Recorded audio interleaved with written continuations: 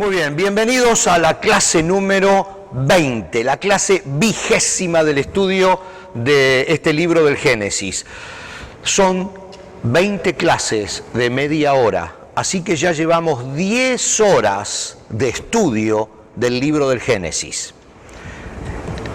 Ha resultado una de las clases más largas de las que hemos tenido hasta ahora, pero seguramente también ustedes coincidirán conmigo, es que es una de las clases donde estamos sacando más provecho, más jugo al exprimirlas. Hemos estado estos últimos domingos hablando acerca de Abraham, del padre de la fe, del nacimiento del pueblo judío, de todo eso que encierra Abraham.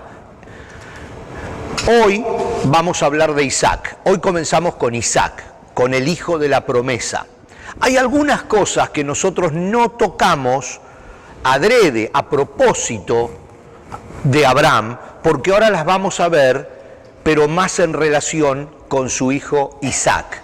Vamos a ver a partir de hoy 19 puntos, podríamos decir, de la vida de Isaac. 19 cosas que extraje para tener un orden en el estudio y para ir nosotros ubicándonos en tiempo y espacio, porque definitivamente a medida que avanzamos esto se torna un poco más complejo. Y como hablábamos también en la clase pasada y las anteriores, hay muchas cosas en el resto de todo el Antiguo Testamento y de la vida nuestra como cristianos actuales que están lisa y llanamente relacionadas con Abraham, con el nacimiento del pueblo de Israel. Bueno, lo sabemos, pero estamos viendo desde qué lugares están relacionadas. Vamos a ver hoy, y vamos a comenzar ya, no sé hasta qué punto vamos a avanzar, pero cada clase vamos a ir tratando de 2, 3, 4, 5, ojalá 6 puntos de la vida de Isaac. Vamos a ver el número 1, y en este quizás sí nos vamos a detener un poquito más. Esto comienza en el capítulo 24 del Génesis, y vamos a ir viendo algunos versículos entre el 1 y el 9, en el punto donde Abraham busca una esposa para Isaac. Esto es sumamente importante porque toda la promesa estaba basada en el nacimiento de su hijo. Ahora, habían pasado los años, y esto lo hablamos varias veces, tanto Sara como Abraham no podían tener hijos, y toda la promesa estaba basada en que tuvieran un hijo. Esto lo hablamos hasta el cansancio. De pronto, ellos toman la decisión de ayudarlo a Dios. Y entonces aparece la egipcia, que es sirvienta de Sara, de nombre Agar. Sara arregla con Abraham para que tenga relaciones con Sara, arregla con Abraham que tenga relaciones con Agar, nace un hijo, Ismael, y hasta el día de hoy eso es un problema por tratar de ayudarlo a Dios. Habíamos visto eso. Ahora nace Isaac. Ya todo esto lo estuvimos desgranando en las clases anteriores. Nace Isaac. Dios lo llama a Abraham y le dice que lo mate, básicamente, que lo sacrifique. Toda la promesa otra vez se desmoronaba. Todo lo que durante años y años Dios le había prometido a Abraham se caía como una casita de naipes.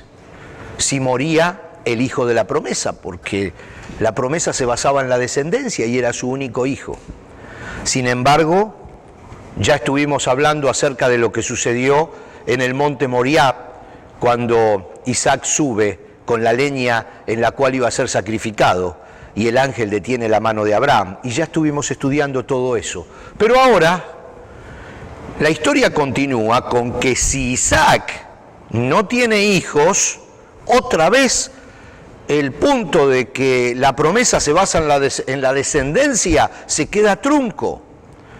¿Qué descendencia podría haber si Isaac no tuviera hijos ahora? Entonces Abraham, pero ahora con una actitud mucho más digamos, en línea con lo que Dios espera de Abraham. Antes lo que habían hecho con Agar no estaba en línea con lo que Dios esperaba de ellos. Dios esperaba fe, Dios esperaba paciencia y no la habían tenido, pero ahora es otro escenario. Necesitan encontrarle una esposa a Isaac para que pueda tener hijos y pueda continuar la familia y, por supuesto, la promesa. La promesa de que de Abraham iba a salir una nación que iba a ser incontable. Entonces aquí entramos en este punto número 1 de la vida de Isaac, en que Abraham decide salir a buscar una esposa para su hijo.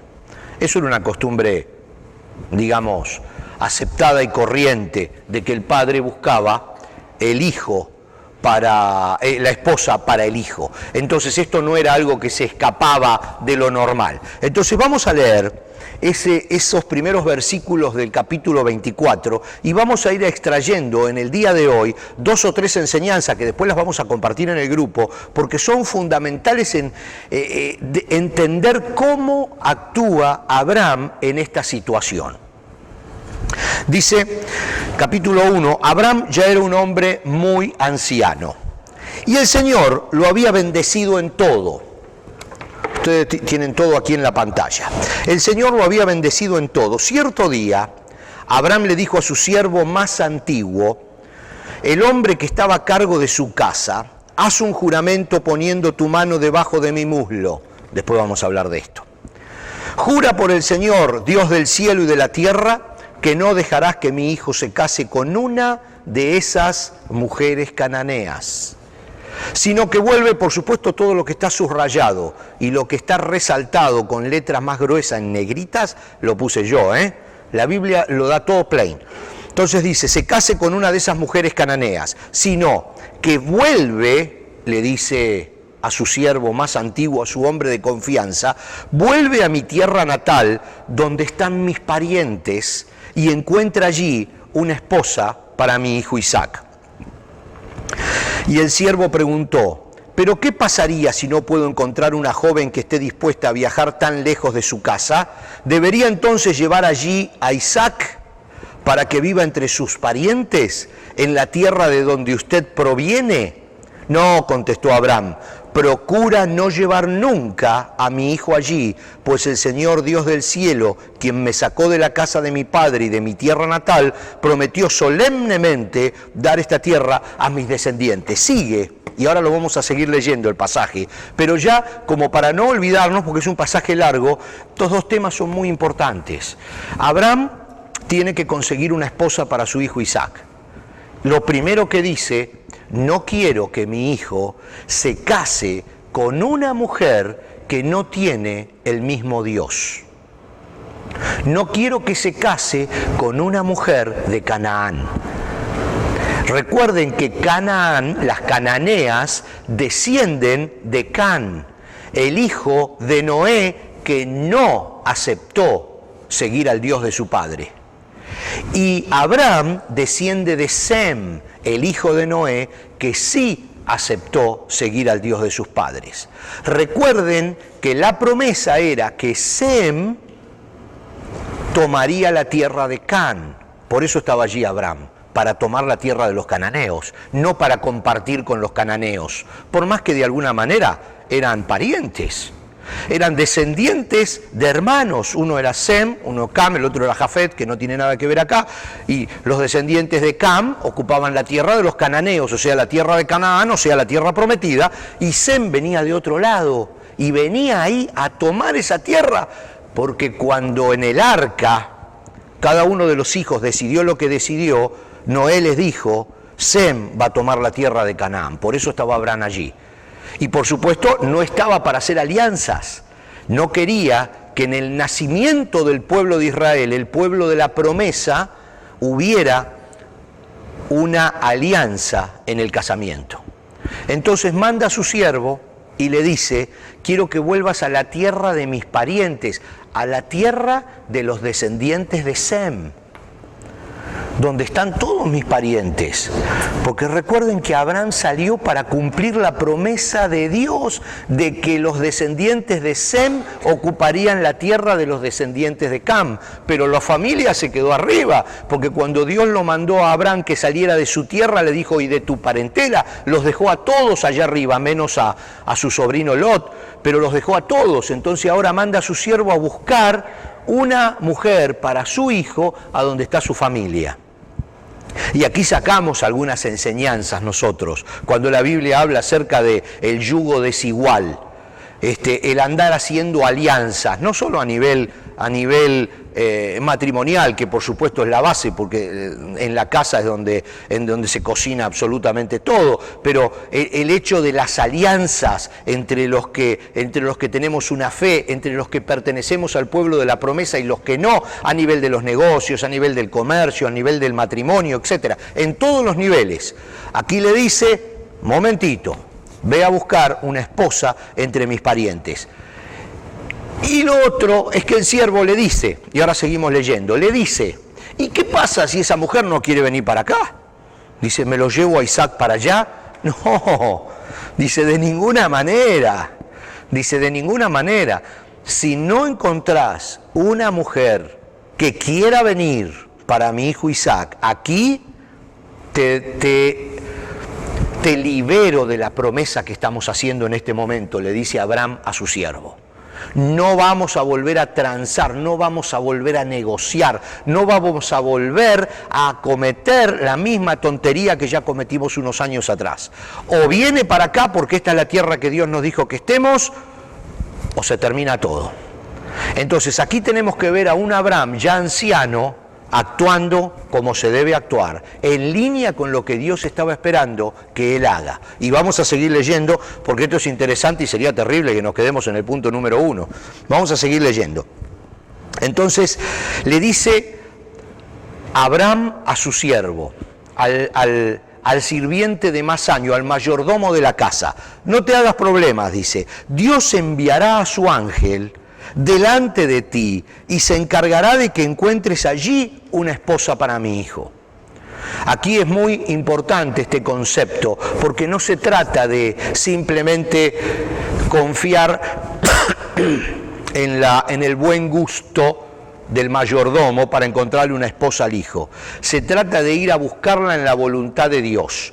Y le dice, y él se encargará de que encuentres allí una esposa. Y ahora ustedes van a ver el proceso. Definitivamente Dios lo estaba guiando. El siervo esperaba que Dios lo guíe y Abraham estaba seguro de que Dios lo iba a guiar. O sea, hay todo un entendimiento allí, ¿no?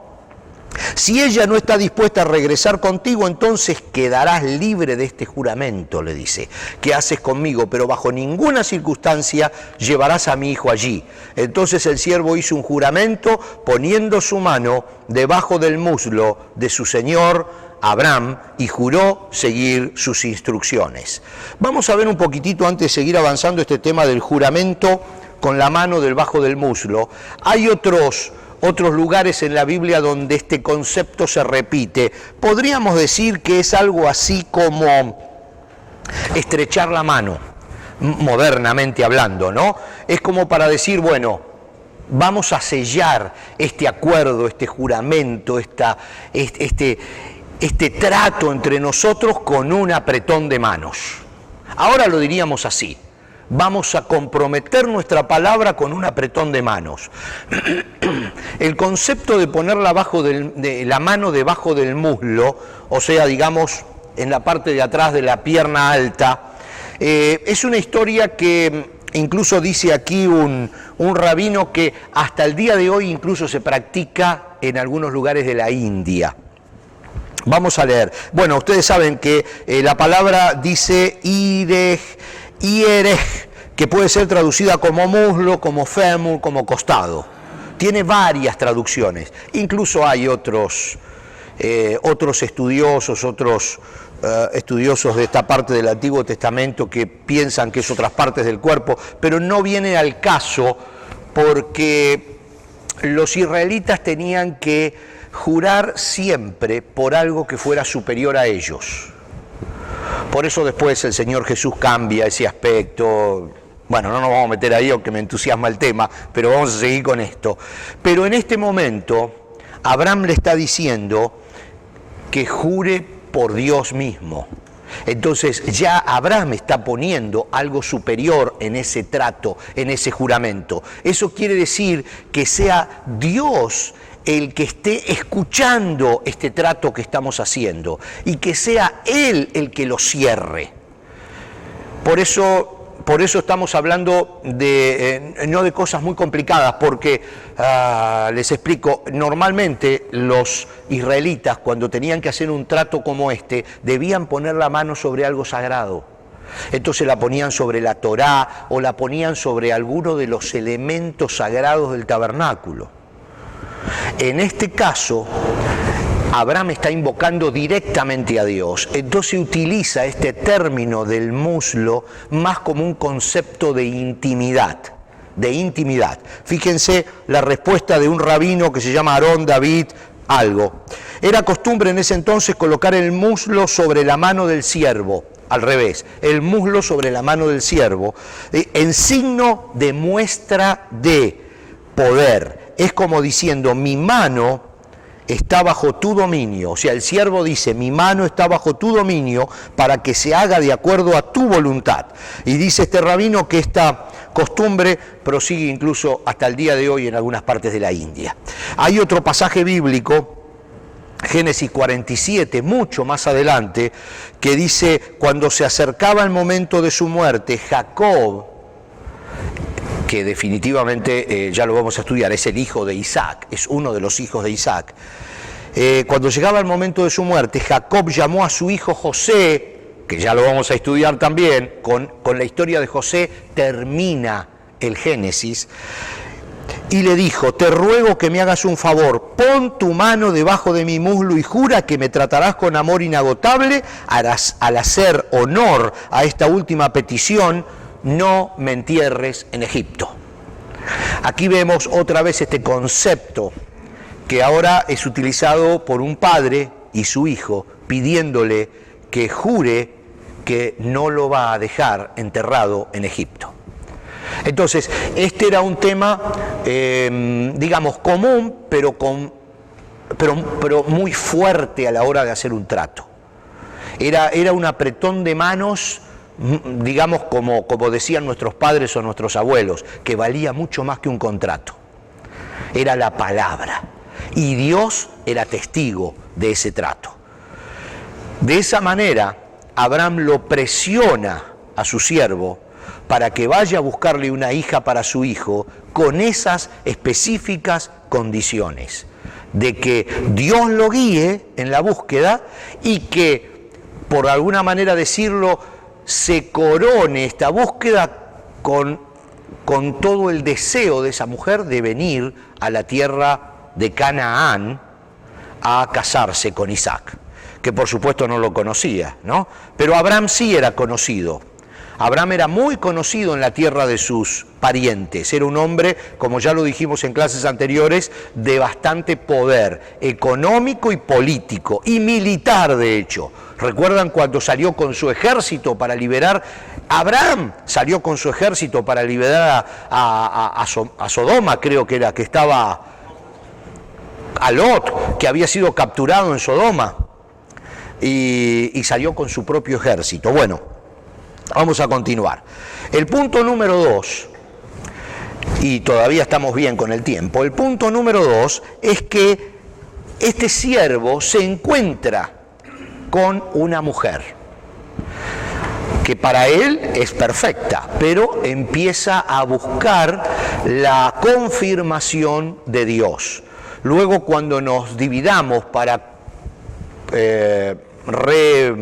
reestudiar o repasar los puntos de esta clase y nos dividamos en los grupos, vamos a trabajar precisamente sobre este punto. Encuentro del siervo de Abraham, del mayordomo de la casa de Abraham, con Rebeca, la posible esposa para el hijo de su amo o para el hijo de Abraham, ¿no? Génesis 24, 12 al 26 nos dice, oh Señor, Dios de mi amo Abraham, dice que oró el siervo, te ruego que hoy me des éxito y muestres amor inagotable a mi amo Abraham. Aquí me encuentro, dice, junto a este manantial, y las jóvenes de la ciudad vienen a sacar agua. Mi petición es la siguiente: yo le diré a una de ellas, o sea, no fue a cualquier lado,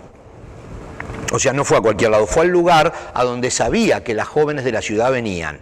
O sea, evidentemente no tenía un pelo de tonto el hombre, o sea, hacía las cosas bien, ¿no? No era que se paró arriba de un monte a decir, señor, mandame la que... No, hizo su parte, fue hasta el lugar donde las mujeres de la ciudad venían a buscar el agua, porque era costumbre que las mujeres buscaban el agua en el pozo y lo llevaban a la ciudad. No sé por qué se ha perdido esa costumbre, debe ser porque hay agua corriente, pero era buena la idea esa, pero bueno. Aquí me encuentro, dice, junto a este manantial, y las jóvenes de la ciudad vienen a sacar agua. Mi petición es la siguiente: yo le diré a una de ellas, por favor, deme de beber de su cántaro. Si ella dice, sí, beba usted, y también daré a beber a sus camellos, que sea ella la que has elegido como esposa para Isaac. De esa forma sabré que has mostrado amor inagotable a mi amo. Se ve que no era, digamos, común que las mujeres reaccionaran así con una persona que no conocían, ¿no? Que sí, ningún problema, venían a buscar el agua, se la querían llevar, no era para estar dándole el agua a los extraños. Acá los pozos, el agua era algo muy codiciado, no era algo, y menos a los camellos, que busquen su propia agua al camello, ¿no? Pero él puso esto como requisito, que la mujer sea una persona súper amable, que diga sí, por supuesto, no hay problema, no solo para usted, para sus hombres, sino también hasta para los camellos. Entonces, dice, antes de terminar su oración, vio a una joven llamada Rebeca, que salía con su cántaro al hombro. Ella era hija de Betuel, quien era hijo de Nacor, hermano de Abraham y de Milca. Ya ven que son familiares, no cercanos, pero familiares al fin. De Milca, su esposa. Rebeca era muy hermosa y tenía edad suficiente para estar casada, pero aún era virgen. Ella descendió hasta el manantial, llenó su cántaro y volvió a subir. Entonces el siervo corrió hasta alcanzarla y le dijo, por favor, deme de beber un poco de agua de su cántaro. Sí, mi señor, beba, respondió ella. Enseguida bajó su cántaro del hombro y le dio a beber. Después de darle de beber dijo, también sacaré agua para sus cabellos y le daré de beber hasta que se sacien. Así que de inmediato vació su cántaro en el bebedero y volvió corriendo al pozo a sacar agua para todos los camellos. No es sencillo esto, ¿eh? O sea, era bien predispuesta la muchacha.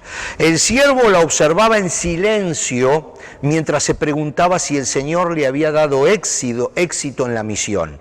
Cuando los camellos terminaron de beber, sacó un anillo de oro para la nariz de la muchacha y 2 pulseras grandes de oro para sus muñecas. ¿De quién es hija usted?, le preguntó. Y dígame, por favor, ¿tendría su padre algún lugar para hospedarnos esta noche? Soy hija de Betuel, contestó ella, y mis abuelos son Nacor y Milca. Sí, tenemos más que suficiente paja y alimento para sus camellos y también tenemos lugar para huéspedes. Y el hombre se inclinó hasta el suelo y adoró al Señor. Entonces, es una historia interesante, imagino que debe tener muchos más contrastes, ¿no?, que nosotros nos estamos imaginando hoy, porque la Biblia es bien escueta en decir lo que sucedió. Muy probablemente no haya sido la primer mujer a la que este hombre vio allí, pero fue la primera que reaccionó como él quería que reaccionara, como él le había pedido a Dios que reaccionara, de una manera agradable, más que agradable todavía, súper agradable, diciéndole que el agua podía ser no solo para él, sino hasta para sus animales. Luego vamos a ver, y lo vamos a dejar para la próxima clase, vamos a ver todo el proceso, cómo sigue ahora, y cómo esta mujer, cuando descubre las verdaderas intenciones de este hombre, se siente halagada, y cómo sus hermanos y sus familiares respaldan la decisión que ella toma de ir con Abraham. Por supuesto, todos los conocían a Abraham y todos sabían que había tenido un hijo que se llamaba Isaac y que había sido el hijo de la vejez y todos sabían lo que había sucedido. No habría comunicaciones muy rápidas, pero que las había las comunicaciones. Todos estaban enterados de lo que pasaba. Aparte, ojo, que las distancias no eran muchas. Estamos hablando de 3, 4, 5 días de camino. No eran muchas las distancias. Así que, enterados de lo que estaba sucediendo, estaban todos enterados. Y para esta joven y para toda su familia fue un alto honor haber sido elegida para ser la esposa de Isaac, del hijo de la promesa, porque ya todos sabían de la promesa que Dios le había dado a Abraham y a su descendencia. Por eso vamos a ver después en la clase que viene cómo los padres y los hermanos de esta joven Rebeca la bendicen y le dicen: que Dios te dé muchos hijos y seas madre de multitudes, y todo lo que les dice en la próxima clase los vamos a ver. Solo se los estoy anticipando para entusiasmarlos y que podamos seguir este tema en la próxima clase. Así que nos vemos dentro de unos días, Dios mediante.